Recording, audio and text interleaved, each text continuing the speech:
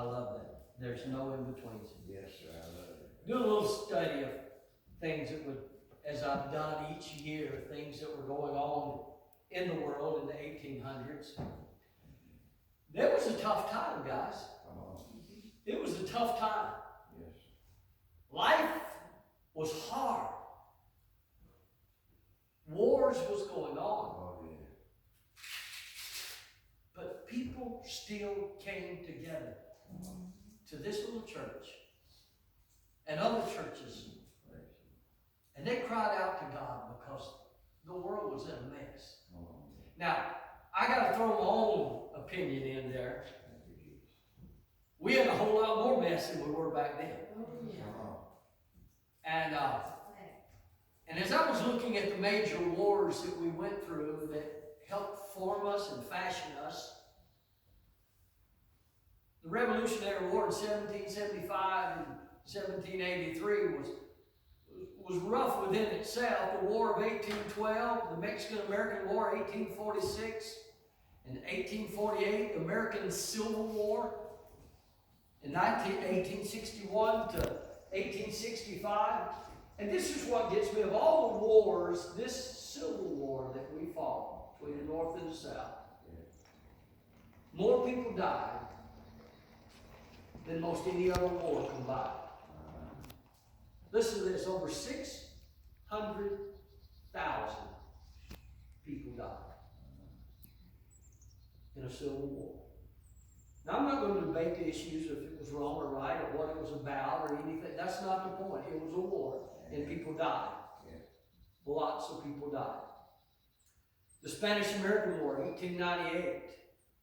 The World War I, 1914 and 1918. World War II, 1939 and 1945. The Korean War, 1950 to 1953. And many other wars that we can name that America went through. But in the beginning, the wars that we faced, the battles we went through, was shaping us as a nation. Do you realize that an average nation lasts about 150 years and then it's gone? Do you know that we have lasted 248 years? I'm not saying we won't be gone tomorrow because we're running pretty quick in that direction, but we've lasted longer. I'm not talking about dynasties. I'm talking about nations. We've lasted longer than any other people group, as a nation. And I want to tell you why. This brings up my sermon today.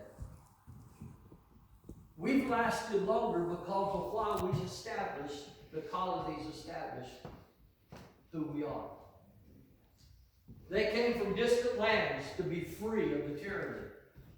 They came from distant lands so that they could worship God any way they want to. They came from distant lands so they could shout behind the pulpit like Eddie does. That's right. They fought that we could have the freedom that we do.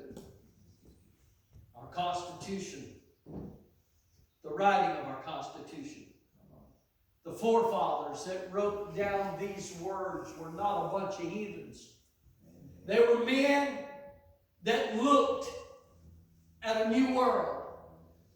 The establishment of a new world and what that world would be like that put God first in every area of their life. But we as the American people have seen it change greatly over the last few years. We said in the 60s, we can handle it. We can do it ourselves. We don't need God anymore. Push him aside. But then when bad things happen, we say, where is God? And I'll tell them, he's exactly where we put him. We put him on a shelf. We take this glorious, beautiful book, and it collects dust, but we keep it in our house because it looks good. It's a piece of furniture that looks good. Now, look, this book right here don't look very good at all. Looks like it's about disintegrated, but the words that are in this book has changed lives for thousands and thousands of years. And until we grasp that it is not a book of words, it is the book of life. And the Bible says once you get that book in you, the words of life in you, it will come back out of you as rivers of living water. And living waters is not waters that stay and still. It's not waters that are stagnant. It's not waters that has pond scum on it. Living waters is moving waters. And that's what we need to be doing. We need to be moving about the Father's business. We need to be doing what the Father has called us to do. Because one day soon, and I believe this more than I've ever believed it before. And I don't want to just keep bringing it up because it's such a tender spot in my heart. But ever since that woman left me and went home to be with Jesus, I've had a totally different concept of heaven. And we go through the normal routine of grief and mourning.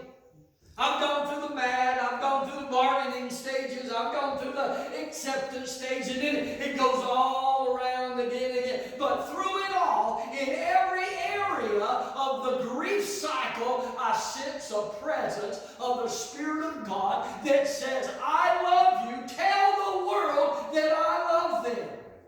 It's not something that we keep hid inside of us. We fought wars for our freedom. We fought wars that we could be in this little church gathering today. We fought wars that the building of this church and the establishment of it could be done. In other countries, it would never be done. In other places of the world, you would be destroyed. In other places of the world, you would be killed for the testimony of Christ. But nothing's changed. It's been that way for thousands of years. But I'm so glad, with all of our problems, with all the things that we go through, I'm so glad I live in America. I've traveled the world. I have literally traveled the world, been to a lot of different countries. But I want to tell you, after I get through with being enamored by the culture and the beauty of the area that I'm in, I always have a longing, desire to go back home.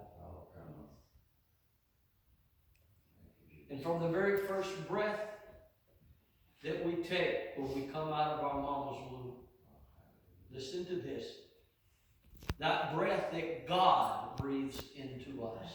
I said the breath that God breathes into us, the first breath we take. No more amniotic fluid being breathed, but the breath that God breathes into us. From that moment on, deep down in the soul of man, there's a longing to go back to the place we came from. Because when God breathed into man, the Bible says that man became a living soul. That's what we are. That's what we are. And with all the wars that we're going through and we face, I want to bring it down to this. I really feel like that everything that we have and are facing in this life, especially in this world that we're living in now, what a mess. What a mess. If you think this world's in good shape, I probably would like to have a little bit of what you got. Because it's rough. I won't go into detail, and it's not because I'm afraid to speak it. I'm not. But it just wouldn't go with what I'm trying to say today. But here's what I'm saying. All the things you're facing is an alarm going off. It's the alarm clock. It's going off. It's ringing loud. Anybody get woke up in the morning with your alarm clock and you get so agitated because it went off and it broke a good sleep that you was having? Hey, listen, you said it. It ain't nobody's fault but yours. But what I feel that we are doing in the church today, when the alarm's going off, we reach over and we smack it and it stops. And we think everything's going to be all right. And then a few hours later, we realize we've overslept. We're missing our work. We're missing church. Of course, that don't bother some folks, I'm sure, missing church. But we're missing an appointment that we have. And it's nobody's fault but yours because you shut the alarm off. And for year after year after year, and problem after problem, and changes in our culture like we've never seen before, we're reaching over